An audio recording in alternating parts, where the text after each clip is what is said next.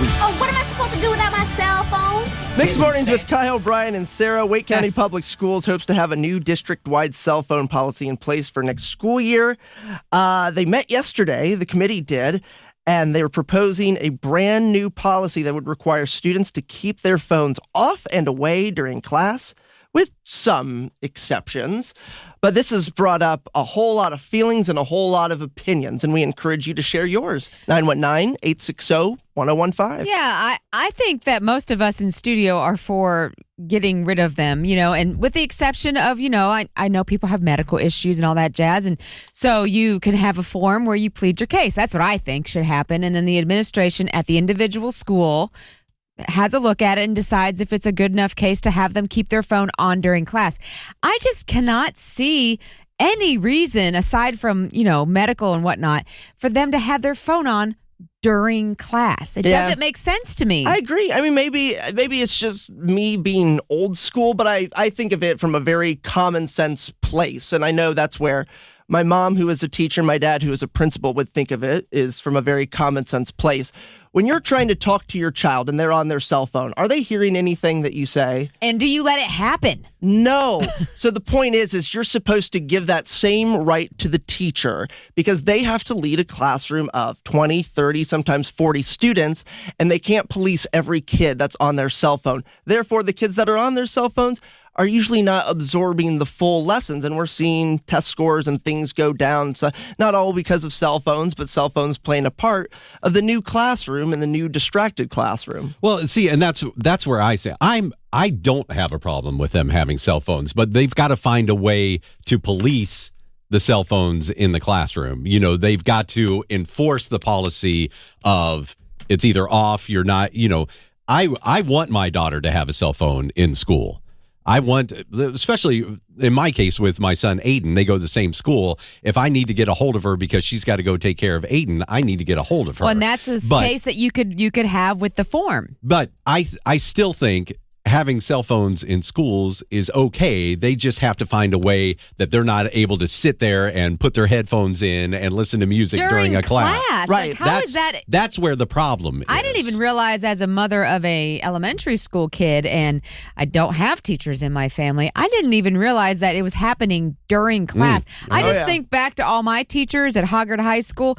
They would have had my phone in 2 seconds. Oh, yeah. Would have been no issue. I was in high school from 2006 to 2009, and I remember that was the day where you'd still have to pull it out of your pocket and you look down and you kind of have it over by your side and you'd send a secret text message, or or sometimes you would need to figure out how to spell a word for a test, so you'd use autocorrect. Oh. Oops. Yeah. But So cheating, basically. So that should be the policy. Cell phones only if you're cheating. That's it. That's wise. Great. Well, let's talk to Jasmine. She has some ideas on this. Good morning, Jasmine. It's kind of crazy because I feel like everything's gotten a little more dangerous, and I know that cell phones are a really big distraction, but I kind of wish that there was a way that they had phones kind of like how I had a phone in my school, like a track phone where you had minutes, you could only use a certain amount or something, because obviously the internet and social media for them will be distracting while they're in school. But if they had a phone or something that didn't have all that social media on it, it was just for an emergency phone call, that'd be different. Right. Well, I mean, it makes it. Yeah, I mean, if there isn't a bully is dangerous, because of all the dangers that are going on right now with bullies and all those other bad things that are happening at schools right now. Okay. See, that's the tough thing. It's like you take the cell phones away. That's when that one incident happens where a student needed a cell phone. But counter to that, my wife's a teacher at Apex High School. Kids are constantly on their phones. AirPods in, not paying attention. So the question is, are they more of a distraction than, benefiting a student having it in the case of an emergency? What's the balance there? Yeah, honestly, I've been thinking about it a lot because I have a baby and he's 2. Yeah. And I have to deal with this at some point. So I guess my solution might be that he will have a phone that has strict only phone calls, whenever he can go to school. And when he gets home, he can have his cool phone back. It's not a bad idea.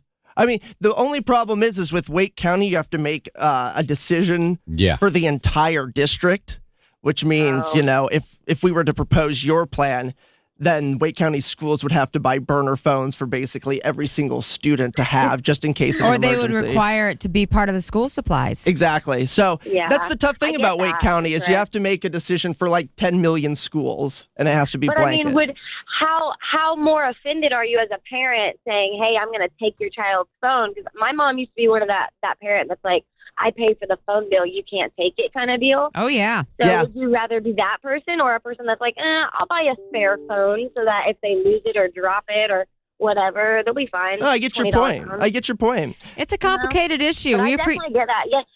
It's crazy because we didn't used to have to deal with that. No, we didn't. And we all survived it, but, things are a little bit different now. Well, thank you so much for calling, Jasmine. Have a good day. Thank you. You too. Our policy in the school is that they store them in lockers, which about 25% of them do. It is a constant battle between us dealing with the cell phones in class, with the cheating. Oh, my God. And also on the Chromebook. The kids cannot think for themselves. They're constantly cheating. Okay. And so you say take the cell phones away and let's go forth with a little more what would it say? A little more attention span. Yeah. There we go. Exactly. All right. Some of them would go through withdrawal if they didn't have them in their hands. And they've been proven to be addictive. All right. Thank you so much for your call. Mixed Mornings, who's this? This is Tiffany. Hi, Tiffany. What would you like to say? So the phone situation, I agree that kids don't need phones in classrooms, but I have a middle schooler, and the school they go to, the underclassmen have to keep their phones in their locker during the day. Uh-huh. But she has a phone that's just talk and text. She can't get on the internet. Oh, yeah. That's helpful. Okay. That definitely makes it a little easier to put it down. Do you think that would be, we had Jasmine call who kind of mentioned the whole, talk and text cell phone and that being the only thing allowed. Could you see that being implemented district-wide? I'm not sure what they want to do. I just feel that with all the school shootings and bullying and all that, I want my kid to have a phone to be able to get in contact with me if there's an emergency. But the stuff on social media, my kid's an underclassman out of the middle school and high school, so they don't need to be on social media. Especially during class. All right. Thanks for the call. Thank you. See, that's the tricky situation. Like with the current climate of what's going on in schools, the headlines that you've seen as a parent, you should feel entitled to want to keep in contact with your child. But what happens when that lifeline is also their biggest distraction? Yeah. That's the debate. I feel like that's the two sides. Good morning. What would you like to say? Hi, I'm a teacher in Wilson County, and our cell phone policy is pretty clear. We should not see your cell phone. And I constantly I'm just texting my mom back. I'm just texting my uncle back. And I'm always like, but you shouldn't even know they texted you. That's if it. Your phone's in your backpack. You shouldn't have known who messaged you. That's it. So they're on their phones, and they're trying to use that as a loophole. Now, to address what Sarah said, we do have students with medical reasons, mainly diabetes, that need their phone to monitor blood sugar. And there is literally a form. It's called 504.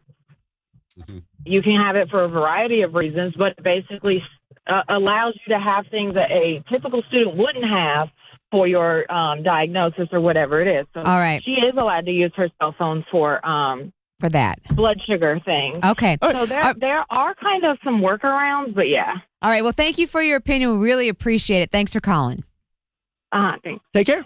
We appreciate everybody calling and sharing their honest opinions. And on Facebook as well. Yeah, if you go to our Facebook post, we have tons of comments, people with ideas, people venting. I mean, it's a really difficult topic. Yeah, it's really tricky. I think at the end of the day, you can't please everybody. No. Like there's always going to be somebody upset. And unfortunately, with the size of Wake County, a majority has to rule. The problem is, and teachers know this, you can't please every parent. Nope. But every parent has the most power. Anyway, we'll see what happens.